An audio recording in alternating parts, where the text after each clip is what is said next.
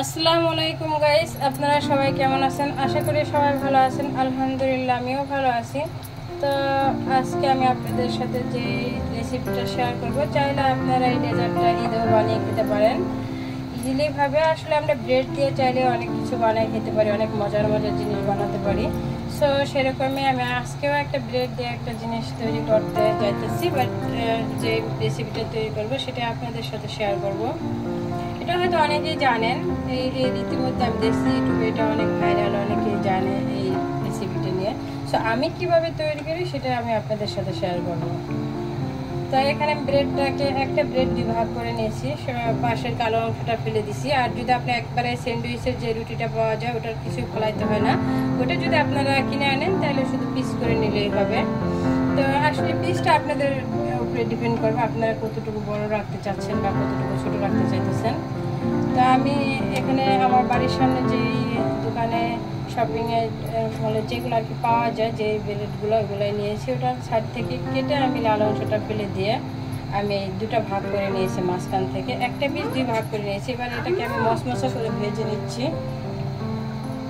এভাবে সবগুলো ব্রেড আমি ভেজে নেব।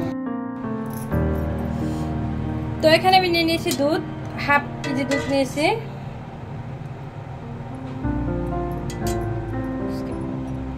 মিল্ক,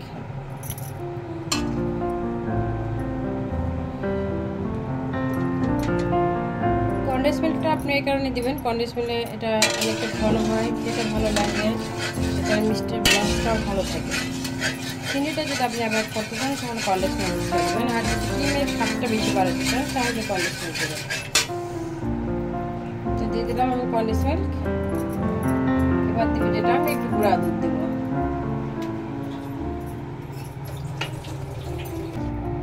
এখন দিয়ে দেবো আমি একটু স্বাদ মতো লবণ। লবণটা অত বেশি দেওয়ার দরকার নেই, অল্প, শুধু মিষ্টিটা ব্যালেন্স করার জন্য। আবার দিব আমি এখন একটু গুঁড়া দুধ।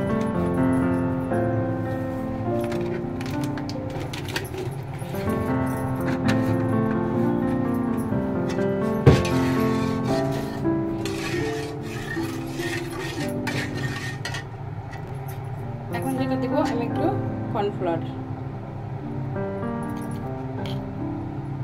কর্নফ্লাওয়ার, দিয়ে দেবো। এবার এগুলো আমি রান্না করে নেব।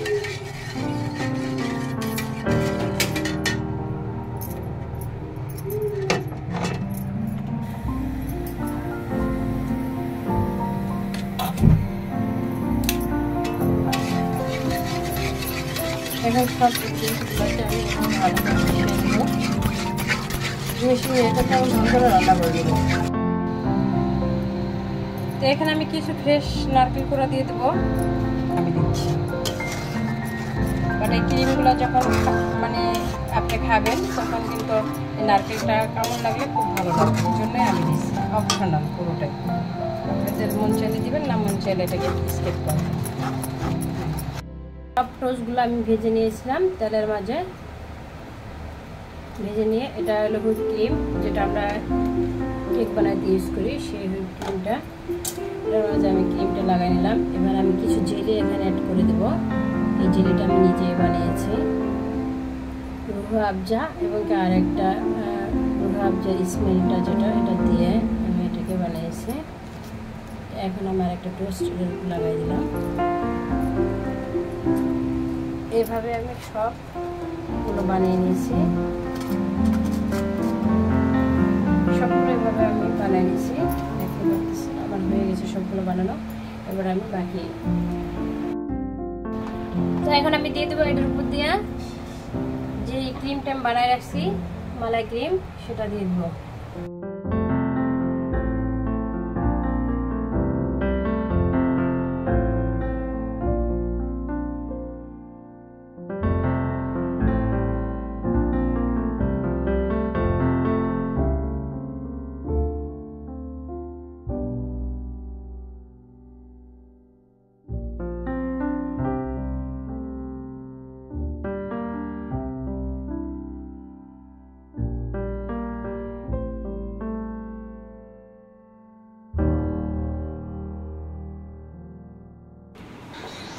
তো আমার ডেজার্টটা আমি 2 ঘন্টা না প্রায় 4 ঘন্টার মতো ফ্রিজে রাখছিলাম। তো এখন বের করে নিলাম।